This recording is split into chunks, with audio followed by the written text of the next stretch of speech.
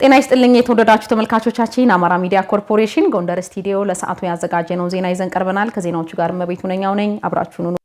በ2018-19 የምርት ዘመን ከ529 ሺህ ሄክታር መሬት በላይ ለማልማት እየሰራ መሆኑን የምዕራብ ጎንደር ዞን ግብርና መምሪያ አስታወቀ።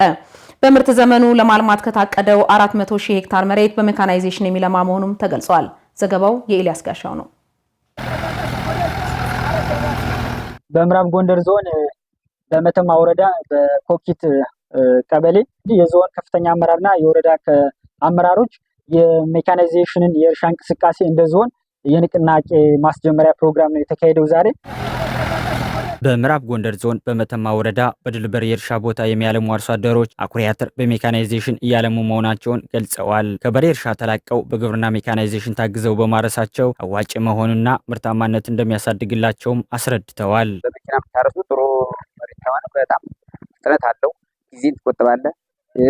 ዘመኑን ቶሎ በምርታማነትን ቦታን በወቅቱን ታገኛለህ። የበሬው እርሻና የመኪናው ድልል ያለ ነው፣ ምርጥ ነው። ለዝናብ ቢበዛ የሚቆጥረው ነገር የሚሄደው ነገር የለውም። የበሬ ግን ትትለው በጣም ማረሻው ስለሚወጋበት በዛ እየቆጠረ አዝመራው ነገር ምናምን ነገር በጣም ውሃ ለመብላት ይችላል። ግን አዝመራውም ደግሞ በጣም ይለያያል። አንዴ አሁን ሄክታር ምናምን አሁን ከ30 ሄክታር በ30 ኩንታል በላይ ይገኛል አንድ ሄክታር። የመተማ ወረዳ ግብርና ጽሕፈት ቤት ኃላፊ ምህረት ፍቃድ በ2018-19 የምርት ዘመን 156 ሺህ ሄክታር በላይ መሬት በሰብል ለማልማት ታቅዶ እየተሰራ መሆኑን ተናግረዋል። ከሚለማው መሬት ሰፊውን ቦታ የሚሸፍነው የሜካናይዜሽን እርሻ መሆኑን አብራርተዋል። ከ156 ሺህ 125 ሺህ ሄክታር በትራክተር ለማረስ እቅድ ይዘን እስካሁን 68 ሺህ ሄክታር የሚሆንን በትራክተር የተሸፈነበት ሁኔታ አለ። የምዕራብ ጎንደር ዞን ምክትል አስተዳዳሪና የግብርና መምሪያ ኃላፊ አንዳርጌ ጌጡ የግብርናውን ዘርፍ ለማዘመን በምርት ዘመኑ 400 ሺህ ሄክታር መሬት በሜካናይዜሽን እንደሚታረስ ተናግረዋል። ዞናችን 529650 ሄክታር ነው። ከዚህ ውስጥ በሜካናይዜሽን የምናለመው ከ400 ሺህ በላይ